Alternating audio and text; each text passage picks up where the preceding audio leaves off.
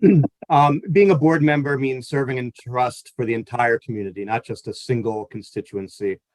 My wife is from Brazil, and my family is multilingual. We have different cultural and religious backgrounds. As I've discussed now, we're also neurodiverse. My son's autistic and in special education. My daughter's neurotypical in general education. Next year, they'll be at 2 different elementary schools within the district, while my little guy will start off in preschool. I've lived in New York most of my life, but I've also lived in the South. And I've lived in Japan for several years where I was involved in education, teaching English.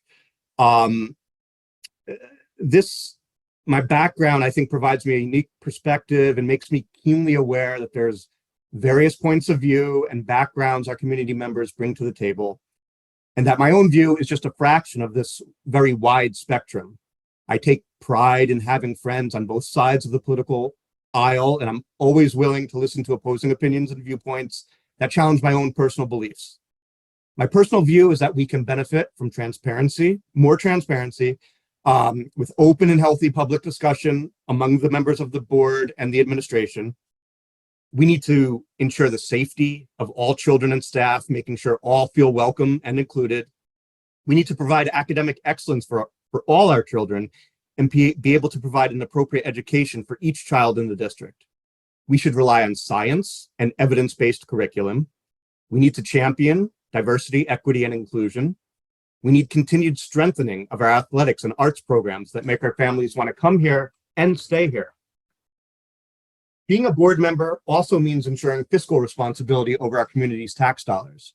We need a board that properly maintains taxpayer assets, develops positive working relationships with local governing boards, and keeps projects within budget while planning responsibly for the future.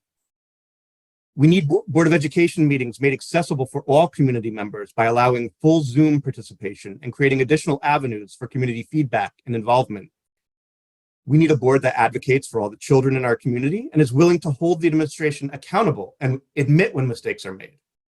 We need a board that doesn't ignore or minimize problems, but addresses them head on. Finally, we need a board that not only works well with the superintendent, but also provides the proper guidance and oversight that our community has elected them to provide. I am running for the second time in 3 years because I am passionate about public education and want to help make this the best district possible. If you share these views, please vote for me on May 21st. Once again, happy Teachers Day to all the teachers out there making a difference in our kids' lives. Thank you, everybody.